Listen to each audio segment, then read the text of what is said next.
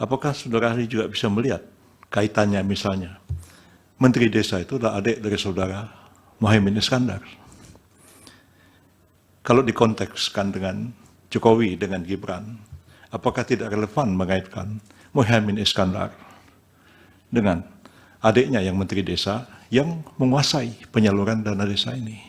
Mengapa hal ini luput dari perhatian? Terima kasih. Masih ada? Yang kedua, Majelis.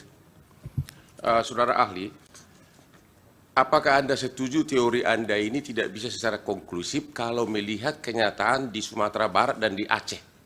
Yang ternyata 02 kalah. Walaupun di Sumatera Barat dan di Aceh, bansosnya itu merata karena bansos itu ada datanya di dalam DTKS dan P3KE yang jumlah penerimanya sudah ditentukan oleh pemerintah. Jadi tidak boleh keluar dari nama-nama itu. Jadi Aceh, Sumatera Barat juga dapat bansos sesuai dengan proporsi penduduk, tapi kalah 02. Yang kedua, kalau faktor kemiskinan dan bansos dipakai sebagai ukuran seolah-olah mempengaruhi pemilih, hampir semua mayoritas tempat TPS di luar negeri tidak ada bansos, tapi 02 menang. Hampir semua, ada beberapa kota tapi hampir semua. 02 menang di luar negeri, orang berpendidikan, orang mampu Indonesia, tapi 02 menang di hampir semua, 90% lebih. Apakah ini bukti bahwa teori Anda itu tidak konklusif? Terima kasih. Itu juga mungkin berlaku untuk yang lain. Gitu. Ada kepala daerah jika tidak ekuivalen dengan pasangan paslon 1, 2, 3. Nah memang kalau kita mau studinya detail betul, kita harus mengkonsider data-data ke tingkat yang lebih lokal itu. Tapi saya tidak punya data itu, saya hanya punya data yang universal, menggambarkan fenomena ini. Nah,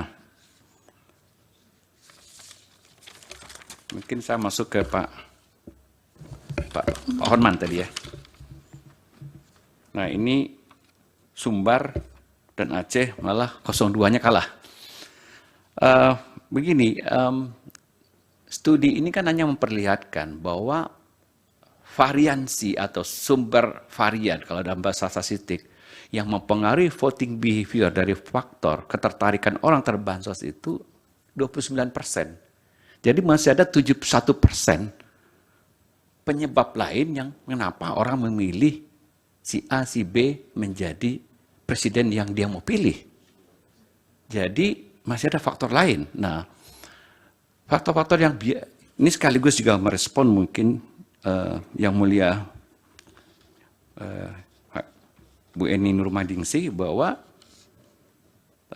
Pak Arsul Sani juga bahwa memang masih ada faktor-faktor yang lain, misalnya yang sering dikemukakan dalam studi-studi voting behavior itu penilaian terhadap kandidat. Ya, apakah kandidat dianggap kompeten, punya aspek-aspek positif, kinerjanya bagus, kampanyenya bagus, komunikasinya bagus, dan seterusnya.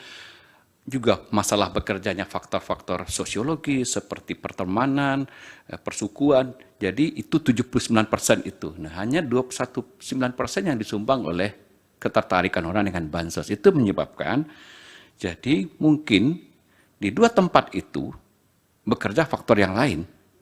Gitu. Jadi ketertarikan terhadap kandidat itu. Bisa jadi seperti itu. Jadi ya tidak bekerja faktor-faktor bansos. Nah, yang kedua, yang saya lupa juga tadi, Bu Eni, Prof. Eni bertanya apakah misalnya praktek klientelisme itu bisa juga terjadi di negara maju, tidak hanya di negara-negara berkembang. Di negara maju memang banyak juga praktek-praktek pork barrel itu. Download Tribun X sekarang, menghadirkan lokal menjadi Indonesia.